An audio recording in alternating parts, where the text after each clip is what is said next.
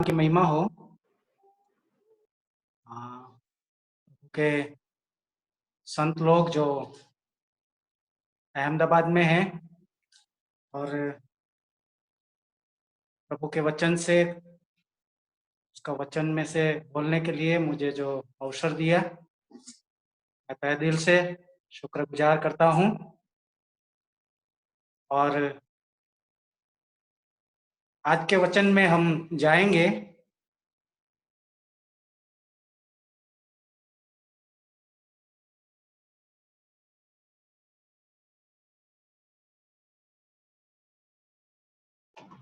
आप म्यूट हो गए हैं या अभी ठीक है? हम वचन में जाएंगे नया नियम में है लूक रचित सुसमाचार उसका 7वां अध्याय और 17 से 23वीं आयत तक हम पढ़ेंगे।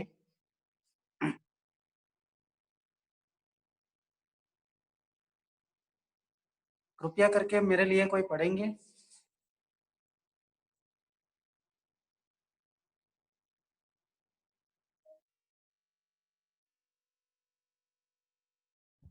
लूक 7 भाई।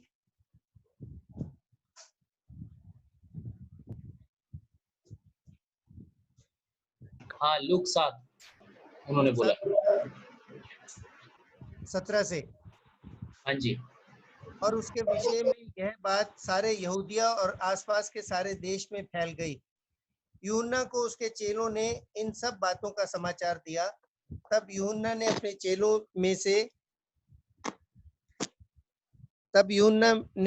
चेलों में से 2 को बुलाकर प्रभु के पास यह पूछने के लिए भेजा, क्या आने वाला तू ही है या हम किसी और की बाट देखें? उन्होंने उसके पास आकर कहा, यूहन्ना बपतिस्मा देने वाले ने हमें तेरे पास यह पूछने के लिए भेजा है कि क्या आने वाला तू ही है या हम किसी और दूसरे की बाट जोहें? उसी घड़ी उसने बहुतों को बीमारियों और पीड़ाओं और दुष्टात्माओं से छुड़ाया और बहुत से अंधों को आंखें दी। और उसने उनसे कहा, जो कुछ तुमने देखा और सुना है, जाकर यूहन्ना से कह दो कि अंधे देखते हैं, लंगड़े चलते फिरते हैं, कोढ़ी शुद्ध किए जाते हैं, बहरे सुनते हैं, मुर्दे जिलाए जाते हैं और कंगालों को सुसमाचार सुनाया जाता है। धन्य है वह जो मेरे विषय में ठोकर न खाए। Thank you brother. 23 तक। वचन में हम लूका रचित सुसमाचार उसका 7वां अध्याय जब हम उसका अभ्यास करते हैं, प्रभु का वचन हमें बहुत सारी बातें यहाँ सिखाते हैं। हम बहुत सारी बातें यहाँ सीख सकते हैं। और मैंने जो आज का जो विषय पसंद किया है प्रभु के संतों के साथ ये शेयर करने के लिए, और वो जो विषय है वो है डाउट्स। हिंदी में उसको संदेह बोलते हैं। और जब हम इस अध्याय में आते हैं, चैप्टर में आते हैं, परमेश्वर ने इस अध्याय में 2 बड़े चमत्कार किए हैं। ऐसा प्रभु ने तो ऐसा 36 मिरेकल्स, चमत्कार जो प्रभु के वचन में उसका जिक्र किया है। लेकिन परमेश्वर ने और इतने सारे चमत्कार किए हैं जो लिखा जाए प्रभु के वचन में तो पुस्तकों का पुस्तक भर जाए। लेकिन हमारे विश्वास करने के लिए, हमारे प्रभु यीशु मसीह में विश्वास करने के लिए इतना ही ये चमत्कार है, वो काफी है जो प्रभु के वचन में रिकॉर्ड है। और हमारा प्रभु यीशु मसीह इसलिए वो यूनिक पर्सन, यूनिक गॉड है कि उसके जैसा आज तक किसी ने ऐसा चमत्कार नहीं किया। और शुरुआत में हम देखते हैं वो सूबेदार का एक चाकर था जो मृत्यु के बहुत नजदीक आ गया था। हम 7वां अध्याय और दूसरी आया में हम देख सकते हैं वो मृत्यु की नजदीक आ गया था। लेकिन हमारा प्रभु यीशु मसीह ने मृत्यु के नजीक से उसको बचा लिया, उसको नया जीवन दिया। और हम दूसरी बात देख सकते हैं, और 11वीं आया में हम देख सकते हैं, नाइन नाम का एक नगर है। नगर में एक विधवा है। विधवा का एकलौता बेटा है, जो जिसका मृत्यु हो गया था। पृथ्वी पर का जीवन उसने पूरा कर दिया। लेकिन हमारा प्रभु यीशु मसीह के बारे में हम देखते हैं उधर, उसने वो नगर में ये बात देखी और उसको करुणा आई। हम देखते हैं परमेश्वर मृत्यु में जो जिसका मरण हो गया था, मृत्यु हो गया था, उसको परमेश्वर ने वापस जिंदा किया।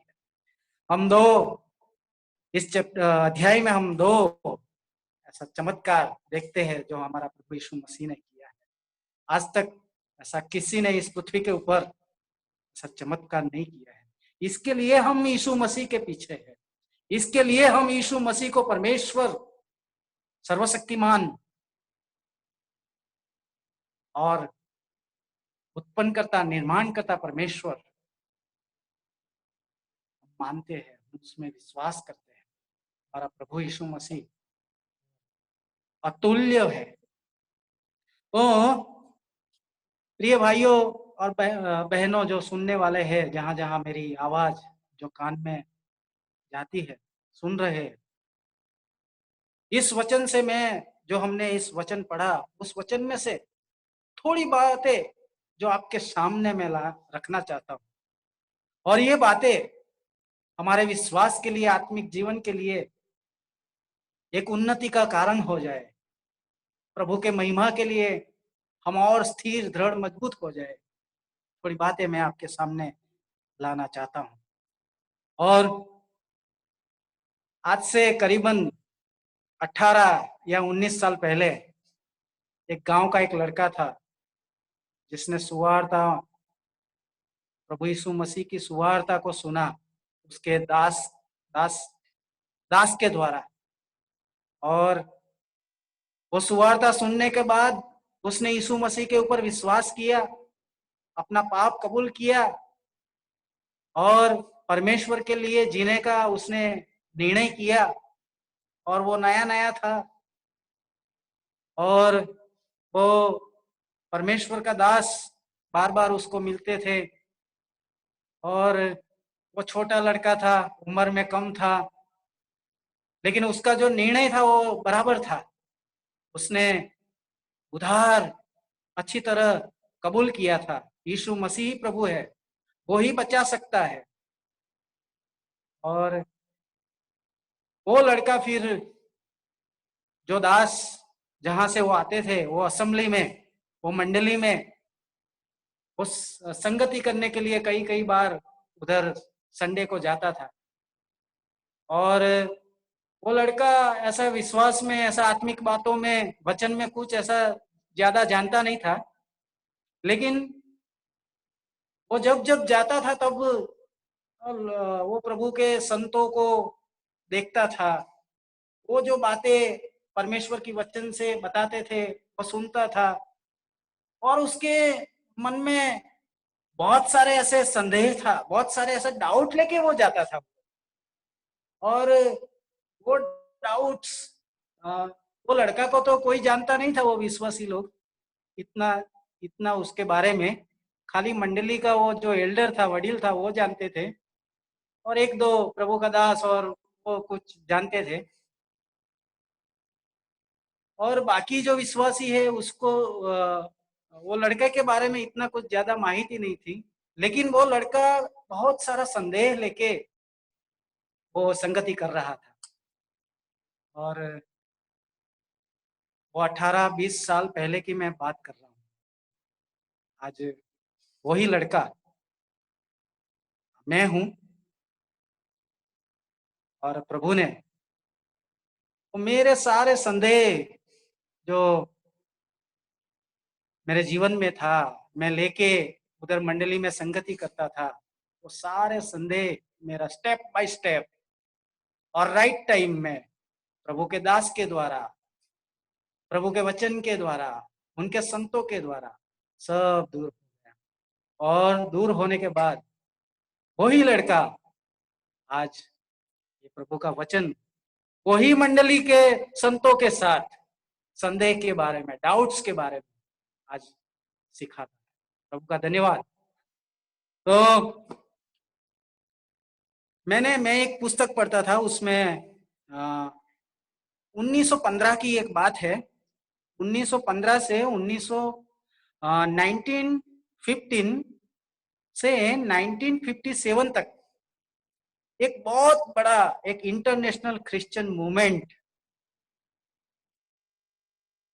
उसका दूसरा नाम था यूथ फॉर क्राइस्ट, और उसमें एक को फाउंडर था, उसका नाम था चार्ल्स ब्रैडली टेम्पलेशन, जिसने ये इंटरनेशनल जो मूवमेंट था यूथ फॉर क्राइस्ट, इसकी स्थापना में उसका बहुत सहयोगी था। और वो 1915 से 1957 तक उसने इतना सारा परमेश्वर के लिए काम किया, इतना सारा आत्मिक प्रवृत्ति किया, प्रचार किया, बहुत सारे यूथ्स के बीच में परमेश्वर का वचन सिखाया, और इतना बड़ा इंटरनेशनल क्रिश्चियन मूवमेंट की उसने स्थापना की। मैं वो पुस्तक में पढ़ रहा था, और आज ये 2020 की साल में आप भी शायद जानते होंगे, वो उसके बारे में सुना होगा, चार्ल्स ब्रैडली टेम्पलेशन। उसके बाद जीवन की संघर्ष और संदेह में उसके जीवन में ऐसा सरकमस्टेंसेस आया, ऐसी कलामिटी आई, ऐसा दुख, ऐसा समस्या, ऐसा संघर्ष आया, और उसके जीवन में बहुत बड़ा एक भूकंप जैसा हो गया, और उसके वजह से उसने क्रिश्चियनिटी को छोड़ दिया, और जो मसीहत था, मसीहत का जो विश्वास था, जो बुनियादी पाया था, उसको उसने छोड़ दिया, त्याग दिया। इतना ही नहीं, वो नास्तिक हो गया, ही became an atheist। उसने मसीह विश्वास को छोड़ दिया। प्यारो, यहां हम वचन में जो पढ़ा यूहन्ना बपतिस्मा के बारे में, ऐसा प्रभु के वचन में तो बहुत सारे ऐसे चरित्र है, बहुत सारे ऐसे एग्जाम्पल है, लेकिन मैंने यूहन्ना बपतिस्मा के बारे में पसंद किया है। और यहां हम देखते हैं जो वचन में पढ़ा, यूहन्ना बपतिस्मा जब ये घटना घटी, तब उसने अपने शिष्य को यीशु मसीह के पास भेजा। कौन सी घटना घटी? हम देखते हैं यीशु मसीह ने जो चमत्कार किया, जो मरा हुआ वो जुआन को प्रभु ने जिंदा किया, सूबेदार का जो चाकर को जो मरने की तैयारी में था उसको बचा लिया, और उसकी चारों ओर ये बातें परमेश्वर की फैल गई, लोग परमेश्वर का महिमा करते थे। ये सारी बातें कैद खाने में, बंदी गृह में जब यूहन्ना ने सुना, तब उसने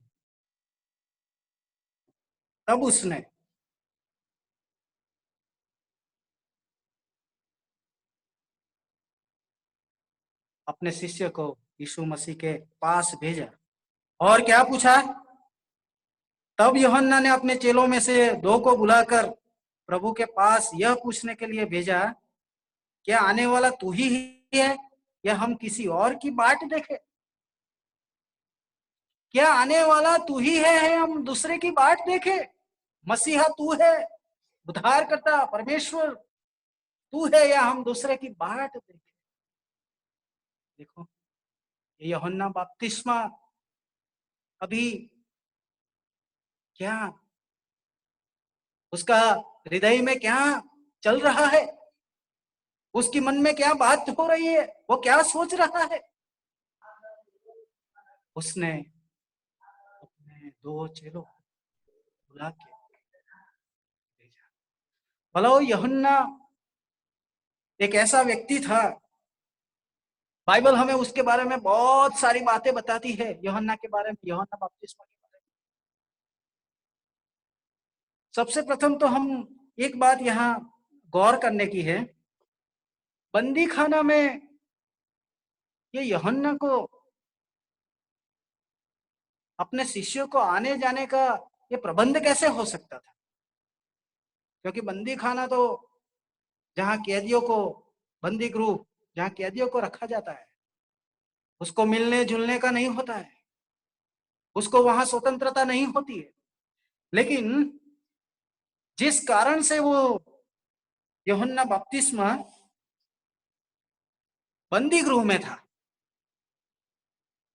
हम वो मरकुस रचित सुसमाचार उसका 6वां अध्याय में हम देख सकते हैं। और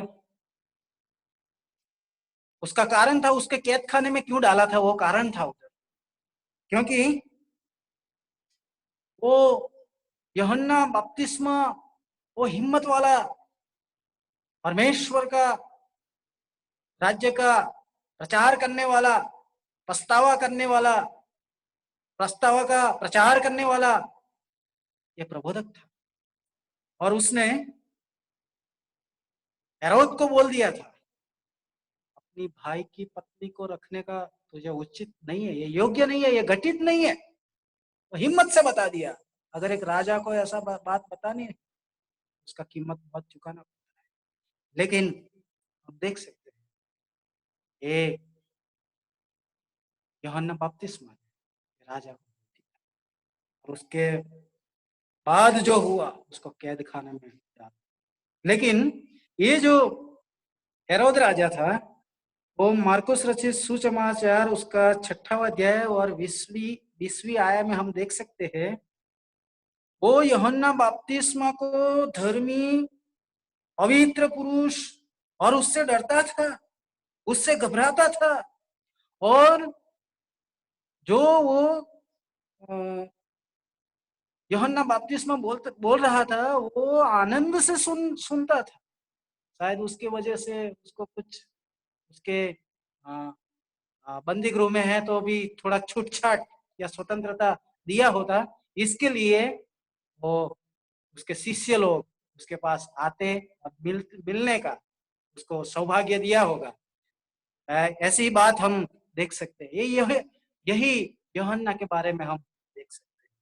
बाद में और उसके बारे में बाइबल हमें यह बताती है, लूका रचित सुसमाचार उसका 1वां अध्याय और 41 आया में पढ़ेंगे। Look chapter 1 verse 41। जिसको मिले वो भाई पढ़ सकते हैं आप।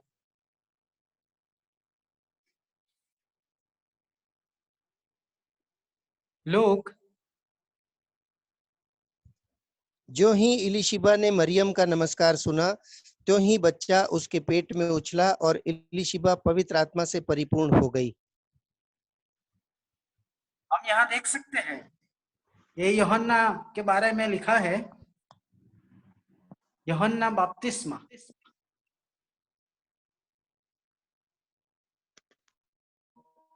वो एलिजाबेथ जब मरियम को सलाम करने गई, मिलने गई, वो अपनी माँ की गर्भ में वो कूदा, वो उछला। जब मरियम के गर्भ में हमारा प्रभु था। देखो ऐसी बात ये परमेश्वर के वचन में यूहन्ना के बारे में हम देख सकते हैं। और दूसरी बात हम देख सकते हैं, यूहन्ना रचित सुसमाचार उसका 1वां अध्याय और उसका 29 में हम देख सकते हैं, यूहन्ना बपतिस्मा ये व्यक्ति था जिसने यीशु मसीह को पहले पहचाना था कि यही ख्रिस्त मसाया उद्धार करता है। और जब वो उसने आते हुए देखा तो वो चिल्ला उठा, उसने देखा और उसने बोल उठा, देखो यह परमेश्वर का मेमना जो जगत का पाप उठा लेता है। वो यीशु मसीह को देख के ये बोला था, देखो ये जगत परमेश्वर का मेमना जो जगत का पाप को उठा लेता है। उसने पहचाना था ये यीशु मसीह को। बाद में हम देख सकते हैं यूहन्ना बपतिस्मा के बारे में, जो बाइबल में हम मत्ती रचित सुसमाचार उसका 3वां अध्याय और 17वीं कलम में हम देख सकते हैं। जब यीशु मसीह का बपतिस्मा के बारे में, यीशु मसीह का बपतिस्मा के बारे में हम देख सकते हैं। ये यूहन्ना बपतिस्मा यही व्यक्ति है जिसने स्वर्ग से, आकाश में से कबूतर की नाई परमेश्वर का आत्मा, पवित्र आत्मा यीशु के ऊपर आते हुए देखा और उसने वह वाणी सुनी, यह मेरा प्रिय पुत्र है और मैं उसके ऊपर अत्यंत प्रसन्न हूं। ये सुनने वाला यूहन्ना बपतिस्मा ये यही व्यक्ति है। फिर आगे हम देख सकते हैं मत्ती रचित सुसमाचार उसका 3रा अध्याय और 11वीं आया में हम देख सकते हैं। मत्ती उसका 3रा अध्याय और 11वीं आया में हम देख सकते हैं,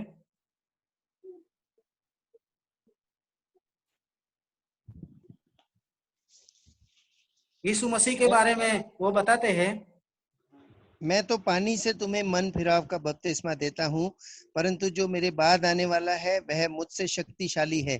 मैं उसकी जूती उठाने के योग्य नहीं। वह तुम्हें पवित्र आत्मा और आग से बपतिस्मा देगा। देखो परमेश्वर के यीशु मसीह के बारे में हैं, बहुत शक्तिशाली है। मैं उसकी जूती उठाने के योग्य नहीं हूं। यूहन्ना बपतिस्मा के बारे में वचन में ऐसा पढ़ सकते हैं। और भी आगे हम देखते हैं यूहन्ना रचित सुसमाचार उसका 3वां अध्याय और 30वीं आया। ब्रदर पढ़िए तो, जॉन चैप्टर 3 वर्स 30। अवश्य है कि वह बढ़े और मैं घटूं। यहाँ हम यीशु मसीह के बारे में, जब यूहन्ना बपतिस्मा के चले यूहन्ना बपतिस्मा को ये शिकायत करने गए, देखो और एक है वो भी बपतिस्मा दे रहा है। कई लोग उसके पास जाते हैं और बपतिस्मा लेते हैं। तभी ये बात यूहन्ना बपतिस्मा वो यीशु मसीह के बारे में बोल रहा है। और कितनी अच्छी अच्छी बातें हम 3रे अध्याय में जब हम देख सकते हैं। वो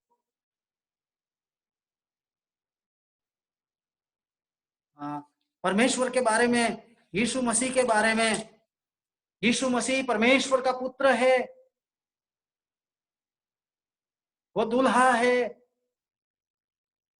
और आगे देख सकते हैं 36 में तो ऐसा लिखा है, वो ही बता रहे हैं, जिसको परमेश्वर का पुत्र है उसको जीवन है। जिसको परमेश्वर का पुत्र के ऊपर विश्वास नहीं करते वो जीवन नहीं देखेगा, लेकिन परमेश्वर का क्रोध उसके ऊपर रहेगा। इतनी सारी बातें यीशु मसीह के बारे में देख सकते हैं। ये यूहन्ना बपतिस्मा ये व्यक्ति है। बाइबल हमें यूहन्ना बपतिस्मा के बारे में यह भी बातें बताती है। लेकिन हम आगे देखते हैं, जैसा हमने लूक रचित सुसमाचार उसका 7वां अध्याय और 20वीं आय में पढ़ा, अपने 2 चेलों को यीशु मसीह के पास भेजा और बोला, आने वाला तू ही है या हम दूसरे की बाट देखें। कैसा उसका संदेह होगा, कैसा उसका डाउट होगा, क्या चल रहा है उसके मन में। और क्यों चल रहा है उसके मन में। मैंने बाइबल से ऐसा बात निकाला, ऐसा मैंने सोचा, और उसका जो डाउट था, उसका जो संदेह था, वो क्यों हुआ? वो डाउट बिकॉज ऑफ सर्कमस्टेंसेस। जीवन की विपरीत परिस्थिति उसके जीवन में जो घटी थी, इसके लिए उसने संदेह अपने मन में आया, अपने हृदय में आया। और यह घटना तब घटती है जब परमेश्वर ने चमत्कार किए थे। उसने सुना, और उसकी हालत हम देख सकते हैं। Why did John the Baptist doubt? यूहन्ना बपतिस्मा परमेश्वर का वचन बराबर जानता था। जैसा प्रबोधक ने जैसा भविष्यवाणी की थी, और 61 चैप्टर 61 और उसका पहले भी आया, राकेश भैया पढ़े आप। यशाया 61 और 1 में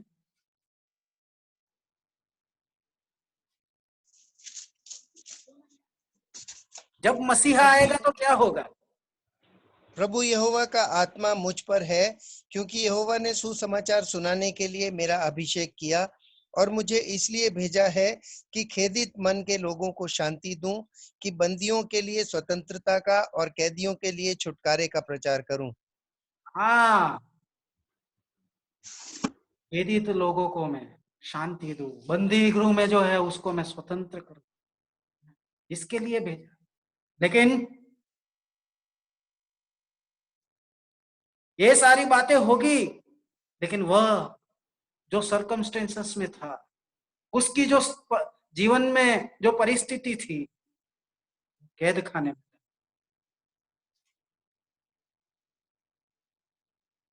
अगर ये मसीहा होता तो मेरी ये परिस्थिति नहीं होती, शायद वो ऐसा संदेह उसके अंदर होता।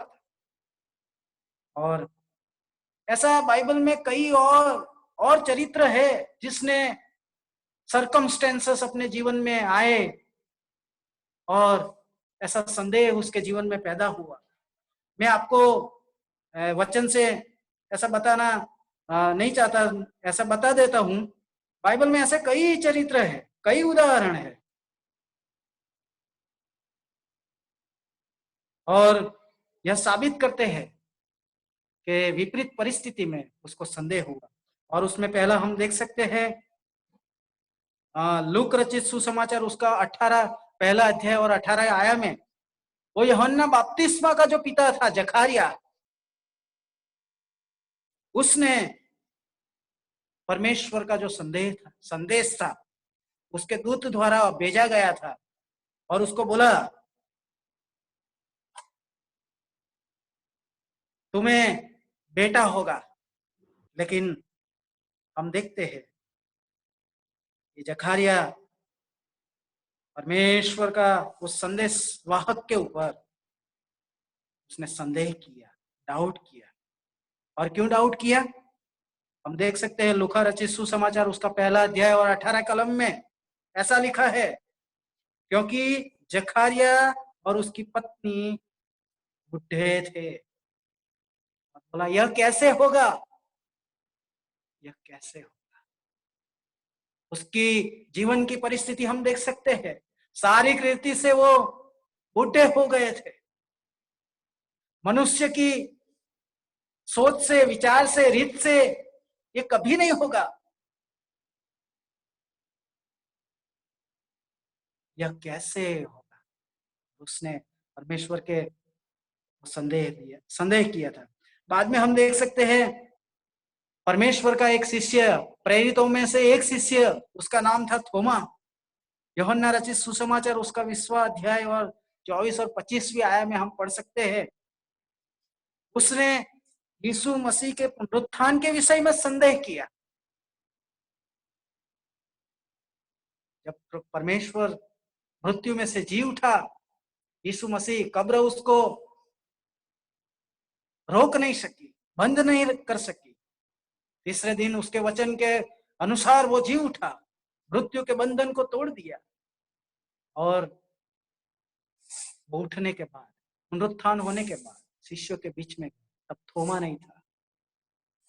और देख सकते हैं बाद में बाकी शिष्यों ने थोमा को बताया यीशु मसीह के पुनरुत्थान के बारे में, मृत्यु के ऊपर जय पाने के बारे में। थोमा ने नहीं माना, उसने विश्वास नहीं किया। जो सर्टेनिटी है उसके बदले में उसने डाउट्स किया। बोला जब तक मैं उसके छिद्र में हाथ और पसली में मैं उंगली न डालूं, तब तक मैं मानने वाला नहीं। क्यों ऐसा उसने डाउट्स किया? यार उधर एक बात है, जो तब समय की जो कलामिटी थी, जो सरकमस्टेंसेस थी, वो बहुत गंभीर, दयनीय थी। क्योंकि जंगली प्राणियों की समान वो शिष्य लोग का शिकार किया जाता था। उसको पकड़ लेते थे, उसको मार डालने वाले थे, सताए जाते थे। अगर प्रभु यीशु मसीह जिंदा है, मृत्यु से जय पाया हुआ है, तो हमारी हालत ऐसा क्यों है? थोमा बराबर इस सर्कमस्टेंसेस के वजह से, इस कलामिटी की वजह से उसने डाउट्स किया, संदेह आया। तो हम देख सकते हैं विश्वासी भाई बहन जो सुनते हैं, हमारे विश्वासी जीवन में भी कई बार ऐसा परिस्थिति रूपी बादल हमारे जीवनों में ऐसे ही छाया कर देती है कि हम देख नहीं सके। कई बार हमारे मन में ऐसा संदेह आता है, ऐसा डाउट्स आती है, प्रभु हमारे लिए कुछ नहीं करता। ऐसा प्रतिकूल ऐसा सर्कमस्टेंसेस हमारे जीवन में बनते, हम संदेह करते हैं के बारे में। मैं भी करता था कई बार। जैसा यूहन्ना बपतिस्मा जैसे कैद खाने में था, उसका जो हालत था, जो परिस्थिति था, और अपनी स्वाभाविक आंखों से वो देखता था बाहर परमेश्वर क्या कर रहा है, वो नहीं देखता था। यीशु मसीह क्या है और क्या कर रहा है वो नहीं देखता था। लेकिन उसकी परिस्थिति, उसकी हालत, उनका सर्कमस्टेंसेस, उसकी कलामिटी, वो एक्सपीरियंस के कारण प्रभु क्या कर रहा है वो नहीं देखता था। तो ऐसे समय में हमें क्या करना है? हमारे जीवन में ऐसे डाउट्स, ऐसा संदेह प्रभु में आता है, प्रभु के वचनों में आता है, प्रभु के ऊपर आती है, ऐसा संदेह, डाउट्स, हमें क्या करना है? यार मैंने जो बात सीखी है प्रभु के वचन से, प्रभु के दासों की ओर से, कई विश्वासी जो स्थिर, दृढ़, मजबूत, पक्के हैं, उस समय में हमें प्रभु को प्रार्थना करना है, कहना है परमेश्वर मेरी आंखें खोल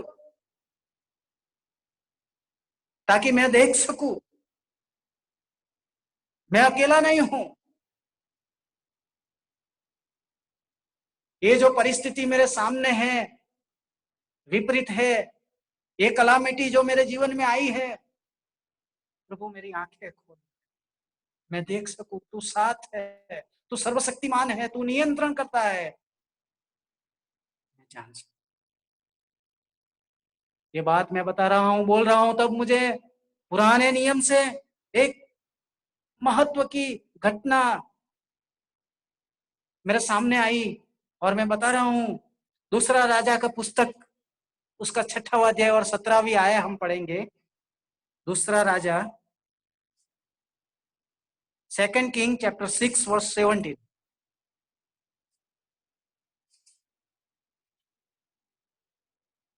कृपया करके पढ़े भाई। तब एलीशा ने यह प्रार्थना की, हे यहोवा, इसकी आंखें खोल दे कि यह देख सके। तब यहोवा ने सेवक की आंखें खोल दी, और जब वह देख सका तब क्या देखा कि एलीशा के चारों ओर का पहाड़ अग्निमय घोड़ों और रथों से भरा हुआ है। हाँ, परमेश्वर का महिमा हो। ये घटना आप जानते हैं, फैमिलियर है, बार बार पढ़ी होगी, स्टार्टिंग से एंड तक आपको बराबर मालूम होगा। इसमें ये गहरा राज एक मैं आपके सामने लाना चाहता हूं। अराम का राजा ने वो नगर को घेर लिया,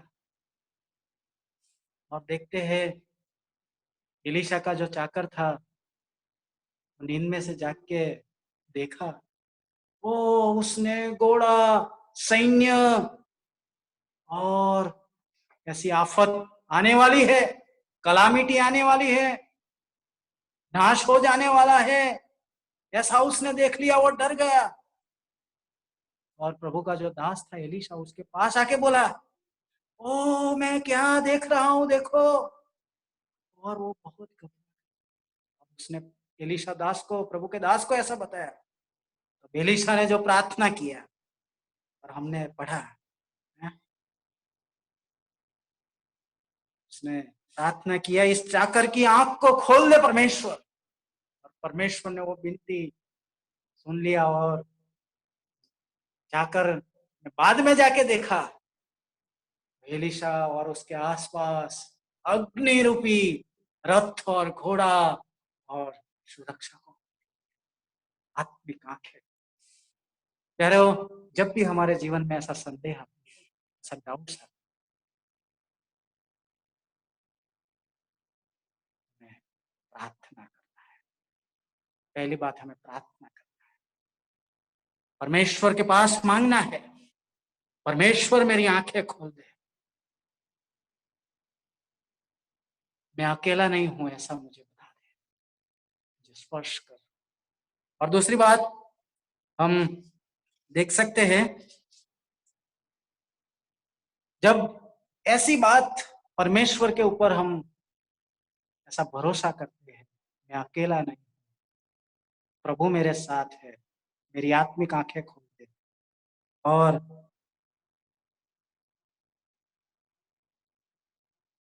ऐसी बातें हमारे जीवन में जो होती है, हम उसको विश्वास करते हैं। और हिब्रू 11वां अध्याय और उसका पहली आया में हम देख सकते हैं, विश्वास तो वो है जो अदृश्य बातें हैं उसकी साबिती है। आगे मैं जाना चाहता हूं और मैं बताना चाहता हूं,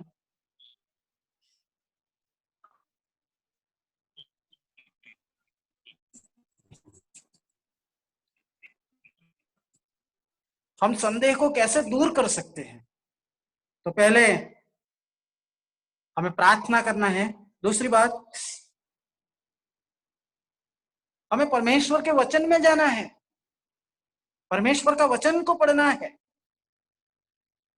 परमेश्वर का वचन का मनन करना है। ये वचन हमें इस संदेह से दूर कर सकता है, क्योंकि वचन में लिखा है, शाम 119 उसका 105 में लिखा है, तेरा वचन, किसी को मिले तो भाई पढ़ो, 119 105।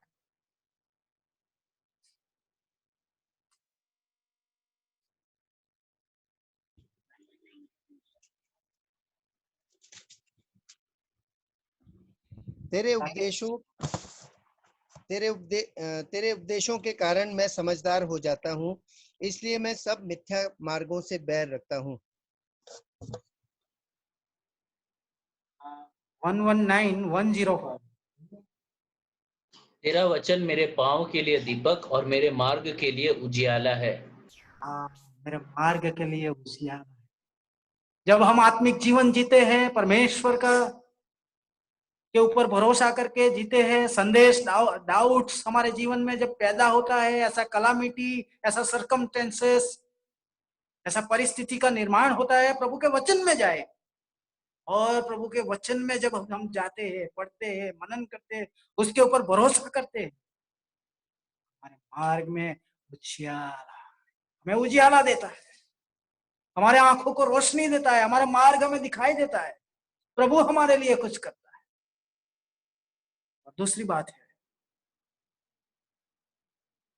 तीसरी बात, और वो है प्रभु में एक सच्चा जो दास है, जो प्रभु के पक्का विश्वास में जो स्थिर है, दृढ़ है, मजबूत है, वचन का जानकारी जो बराबर है, उसके पास हम डाउट्स पूछे, उसके बारे में हम सलाह मांगे, उसके बाद उसके पास जाके हम सलाह सूचन मांगे, ऐसा उसको पूछे, ये क्या है, इसके बारे में हम क्या कर सकते हैं, ऐसी परिस्थिति में हमें कैसा रहना है। हेलो ये प्रिय साथी भाई बहन, ये एक आत्मिक डॉक्ट्रिनली एक सिद्धांत की बात है, जो हमारा प्रभु में हमारा जो आत्मिक पिता है, प्रभु में हमारा जो अगुवाई करने वाला जो पास्टर है, प्रभु का दास है या मंडली का वडील है, उसके पास जाए, उसके साथ में शेयर करे, ये बातें कैसी है, हम कैसा करें, ये क्यों ना करें, हमें कैसा रहना है। क्योंकि बाइबल में ये लिखा है, हम देखते हैं कोरिन्थ की जो कलीसिया थी, वो बारी बारी से प्रेरित पौलुस के पास सलाह सूचन मांगते थे। कोरिन्थ की मंडली के बारे में हम देख सकते हैं, वो कोरिन्थ की मंडली में बहुत सारे डाउट्स थे, बहुत सारी ऐसी बातें थे जो विश्वासी को कई बार ऐसा ये पूछने के लिए, सलाह मांगने के लिए उसको जरूरत पड़ी। और हम पहला कोरिन्थी उसका 7वां अध्याय हम पूरा देख सकते हैं। फिर पहला कोरिन्थी उसका 8वां अध्याय 1 से 13 में से भी हम देख सकते हैं। बहुत सारी बातें हैं, मैं आपके सामने नहीं, आपने पढ़ा होगा, आप जानते हैं, लेकिन प्रभु के वचन में हम ये तीसरी उपाय हम देख सकते हैं। एक आत्मिक जो अगवा है, प्राचीन है, प्रभु का जो दास है, उसके पास सलाह सूचन करें, ऐसी बात हम देख सकते हैं। तो हम इस प्रकार हम परमेश्वर के वचन से हम देख सकते हैं हमारे डाउट्स कैसे हम दूर कर सकते हैं। ये तीन बातें, एक तो प्रार्थना के द्वारा, एक तो वचन की, प्रभु के वचन के द्वारा, और तीसरी बात है वडील के पास, परमेश्वर के दास के पास, जो मंडली का प्राचीन है, उसके पास जाके सलाह सूचन मांगे, पूछे। तो ये तीन बातें हम, लेकिन आज के विषय में मैं बताना चाहता हूं, कई लोग गूगल से शुरुआत करते हैं, गूगल के ऊपर, और उसका अंत भी गूगल के ऊपर ही होता है। आज कई लोग ऐसा ज्ञानी है, ऐसी बातें वो इंटरनेट गूगल के ऊपर सर्च करते हैं, बहुत सारी टेक्नोलॉजी है उसका उपयोग करते हैं। वो करना नहीं है ऐसा नहीं है, नहीं करना है ऐसी बात नहीं है, लेकिन जो बातें राइट से वो राइट होनी चाहिए। और यूहन्ना के बारे में हम देख सकते हैं, उसने जो राइट बात थी, करेक्ट टाइम में करेक्ट उसने निर्णय किया, प्रतिक्रिया किया। और हम देख सकते हैं यूहन्ना बपतिस्मा जो सही टाइम में करना था, उसने अपने शिष्य को यीशु मसीह के पास डायरेक्ट भेजा और उसका संदेह दूर करने के लिए उसने प्रयत्न किया। और हम देख सकते हैं प्रभु हमारा ईश्वर परमेश्वर है, doesn't condemns us for our doubting। हमारा जो परमेश्वर है वो हमारा संदेह के बारे में हमें कंडेम नहीं करता, गुजराती में बोलते ठपका नहीं देता। लेकिन हम देखते हैं जब यीशु मसीह के पास आके जब पूछने के बाद परमेश्वर ने ज्यादा चमत्कार किया यूहन्ना को बताने के लिए कि वह सही मार्ग में है। लूक उसका 7वां अध्याय 21 से 22 कलम पढ़ेंगे राकेश भैया। लूक 7वां अध्याय 21 से 22। उसी घड़ी उसने बहुतों को बीमारियों और पीड़ाओं और दुष्ट आत्माओं से छुड़ाया और बहुत से अंधों को आंखें दी। और उसने उनसे कहा, जो कुछ तुमने देखा और सुना है जाकर यूहन्ना से कह दो कि अंधे देखते हैं, लंगड़े चलते फिरते हैं, कोढ़ी शुद्ध किए जाते हैं, बहरे सुनते हैं, मुर्दे जिलाए जाते हैं और कंगालों को सुसमाचार सुनाया जाता है। हाँ, हम देखते हैं यीशु मसीह यूहन्ना बपतिस्मा को डांटता नहीं है, बल्कि विश्वास में बना रहना।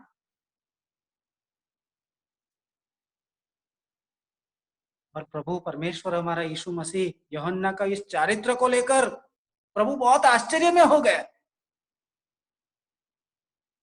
इतना महान प्रबोधक का, लेकिन उसकी जो नम्रता थी, प्रभु प्रसन्न हो गया, यीशु प्रसन्न हो गया। हम अध्याय में देखते हैं वो सेंचुरियन, जो रोमन सेंचुरियन था, सूबेदार था, उसके विश्वास से प्रभु प्रसन्न हो गया। और यहाँ यूहन्ना की नम्रता से भी परमेश्वर यीशु मसीह प्रसन्न हो गया और बोल उठा। लूक रचित सुसमाचार उसका 24 से 28 पढ़े। लूका उसका 7वां अध्याय 24 से 28। राकेश भैया। जब यूहन्ना के भेजे हुए लोग चले गए तो यीशु यूहन्ना के विषय में लोगों से कहने लगा, तुम जंगल में क्या देखने गए थे? क्या हवा से हिलते हुए सरकंडे को? तो फिर तुम क्या देखने के लिए गए थे? क्या कोमल वस्त्र पहने हुए मनुष्य को?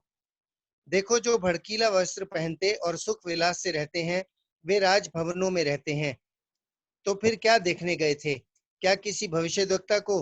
हाँ, मैं तुमसे कहता हूँ, वरन भविष्यद्वक्ता से भी बड़े को। यह वही है जिसके विषय में लिखा है, देख, मैं अपने दूत को तेरे आगे आगे भेजता हूँ, जो तेरे आगे तेरा मार्ग सीधा करेगा। देखो परमेश्वर ने कैसी प्रशंसा किया यूहन्ना बपतिस्मा के। यीशु मसीह, परमेश्वर ने कभी भी मनुष्य को डांटा नहीं, जिसका संदेश स्वाभाविक था। लेकिन फरीसियों और शास्त्रियों को उसके अंधविश्वास से, उसका उद्धताई के कारण, उसके ढोंग के कारण यीशु मसीह ने उसको डांटा। मैथ्यू चैप्टर 12 में हम देख सकते हैं 38 से 39। फरीसी और शास्त्रियों को परमेश्वर उसको कंडेम करते हैं, लेकिन जिसका स्वाभाविक जो संदेह था उसको प्रभु ने कभी भी डांटा नहीं। हम वचन में थोमा को दूसरी बार प्रभु ने दर्शन दिया। क्यों दिया? वह पुनरुत्थान हुआ है और वह आधा अधूरा विश्वास में उसका अंत न हो, इसके लिए परमेश्वर ने थोमा को दूसरी बार दर्शन दिया जी उठने के बाद। क्योंकि थोमा आधा अधूरा विश्वास में उसका कहीं अंत ना हो जाए। वो पक्का बराबर जो मेरा पर विश्वास है, वो विश्वास में मेरे लिए जिए। इसके लिए परमेश्वर ने दूसरी बार उसको, थोमा को दर्शन दिया। हम देख सकते हैं यूहन्ना रचित सुसमाचार उसका 20वां अध्याय 26 से 28। फिर पतरस के बारे में हम देख सकते हैं यूहन्ना रचित सुसमाचार उसका 21वां अध्याय और 15 से 19वीं कलम में पतरस को भी यीशु मसीह ने स्थिर किया, पुनः स्थापित किया, उसको दिखाने के लिए कि मैं कभी बदलता नहीं हूं, मैं आपके संदेह को पकड़ नहीं रखता, वह सदाकाल वही परमेश्वर। प्रभु का वचन नया नियम में हमें भी सलाह देता है, विश्वासी को, मंडली को, और वो है यहूदा का पत्र उसका 1 अध्याय और 22वीं आयत में हम देख सकते हैं, उन पर जो शंका में है दया करो। यहूदा का पत्र उसका 1 अध्याय 22वीं आयत में हम देख सकते हैं, मंडली में प्रभु का वचन ऐसा कहता है, उन पर जो शंका में है दया करो। प्रभु का वचन हमें ये भी सलाह देता है।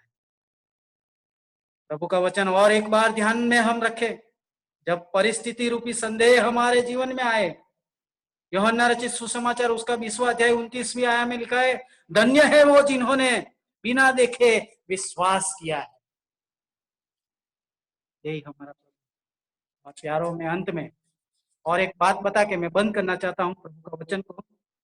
और आज पूरा विश्व में मसीही विश्वासी जन में यूहन्ना बपतिस्मा को एक शहीद के रूप में याद करते हैं। जब भी यूहन्ना बपतिस्मा के बारे में याद करते हैं, एक शहीद के बारे में याद करते हैं। उसमें कोई शक नहीं है कि वह क्रूरता से उसका मौत हो गई, बहुत क्रूरता से उसको मारा गया, उसका सिर छेदा गया। और आई एम श्योर कि वह महान आनंद से के साथ शांति में और पूरी सभानता में मरा, कि मेरी मृत्यु व्यर्थ नहीं है। पूरी सभानता के साथ, महान आनंद के साथ, शांति में मरा। और उसको बराबर मालूम होगा ये मेरी मृत्यु व्यर्थ नहीं है, क्योंकि यीशु मसीह ने संदेह का जो बादल उसके जीवन में था, संदेह रूपी आवरण जो पट था, जो उसके विश्वास के ऊपर छाया कर दिया था, यीशु मसीह ने वो छाया को, वो आवरण को, वो संदेह रूपी बादल को हटा दिया था। और प्यारो, हम पहली सदी की विश्वासी लोगों को भी देख सकते हैं, मंडली की हिस्ट्री में, हम चर्च हिस्ट्री में भी देख सकते हैं, जो विश्वास का कीमत उसने चुका दिया। बंदी खानों में डाला गया, भूखा मारा गया, अग्नि में डाला गया, जिंदा जलाया गया, जिंदा दफनाया गया, जिंदा उसको लटकाया गया। लेकिन हंसते हंसते वो वेदना को उसने सह लिया। और जो विश्वास का उसने कन्फेशन किया था, जो विश्वास में वो जिया था, उसका कीमत उसने चुका दिया। यारों, हमारे जीवन में भी आइए इस वचन के द्वारा, अगर आज हमारे जीवन में कोई भी ऐसा संदेह है, ऐसी कोई भी बात है जो कलामिटी रूपी है, ऐसा कोई भी बात, ऐसे सर्कमस्टेंसेस हमारे जीवन में आती है, इस वचन के द्वारा प्रभु की आत्मा में, प्रभु के वचन के द्वारा हम दूर कर सकते हैं। और यीशु मसीह वही खुदा है, वही हमारा उद्धार करता है। अगर आज तक किसी ने ऐसा आधा अधूरा विश्वास किया है, यीशु मसीह ही हमारा पापों को छुड़ाता है, वही हमें स्वर्ग में जाने का एक ही रास्ता है, उसमें नो डाउट्स, नो संदेह। अगर ऐसा किसी को आज तक सर्टेनिटी नहीं है, इस वचन हमारे आत्मिक जीवन में और उद्धार के जीवन में सहाय करें। सबको जय मसीह की। Request Ashish to lead us in prayer and thereafter take the quiz. Ashish. Yeah, we'll pray. Loving Lord, Heavenly Father, we thank you, Lord, for helping us to come in thy presence this evening, O Lord. And we thank you, Lord, for the various hymns that we sang, O Lord. And we thank you, Lord, for Brother Chintan, O Lord, who was able to minister God's word this evening. Thank you, Lord, that through the Holy Spirit, you spoke through him this evening, O Lord. Thank you, Lord, for thy word, which is so practical and is so precious, which changes us, which enlightens us, Lord, which corrects us, Lord. O Lord, as we heard this evening, many times, many doubts come in our mind. But we thank you, Lord, that through looking unto thee, O Lord, praying unto thee, O Lord, and reading thy scriptures, O Lord, and to meeting with God's people, O Lord, Lord, you clear our doubts. And we thank you, Lord, that, as you said, I am the way, the truth, and the life. Thank you, Lord, for revealing this truth unto us, Lord. And we thank you, Lord, that you gave us this salvation, O Lord. O Lord, we thank you, Lord, that each day, through thy word, O Lord, you and with the help of the Holy Spirit, you guide us, you counsel us, Lord, and you enable us to walk in the right path, Lord. Though the path that we walk is very narrow, O Lord, and it's filled with difficulties and problems. There are a lot of wicked people scheming things against us, Lord. And Satan always deceives us, Lord. And Lord, we pray that as we live on this earth in such an evil world, Lord, we pray, Lord, that you may continue to enlighten us, Lord. Remove from our lives all kinds of anxieties and worries, Lord. Thank you, Lord, that you are with us, Lord, as we walk this path, Lord. Thank you, Lord, that you are our good shepherd who is leading us to those green pastures, Lord. We thank you once again for bringing us in front of thy word through thy servant this evening, Lord.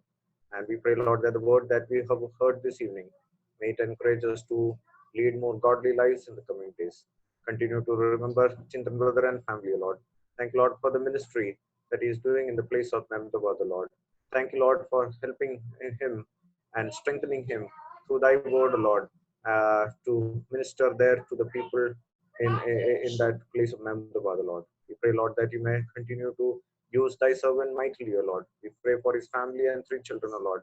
Thank you, Lord, for all the wonderful gifts and talents that you given to us, Lord. Pray, Lord, that as a family, they may continue to glorify thy name in that place, O Lord. We pray for the church there as well, Lord. We pray for all the believers in that assembly, Lord. Continue to remember each and every one of them, Lord. We pray, Lord, that you may be with each one of them, Lord. Thank you, Lord, for all the brothers and sisters who have gathered through this means this evening, Lord. Thank you, Lord, for enabling us to hear thy word this evening, Lord. As we continue to sit in thy presence, may thy spirit lead us, Lord. And once again, we submit ourselves into thy hand. We ask this prayer in the most precious name of our Lord and Savior Jesus Christ. Amen. Amen. Amen.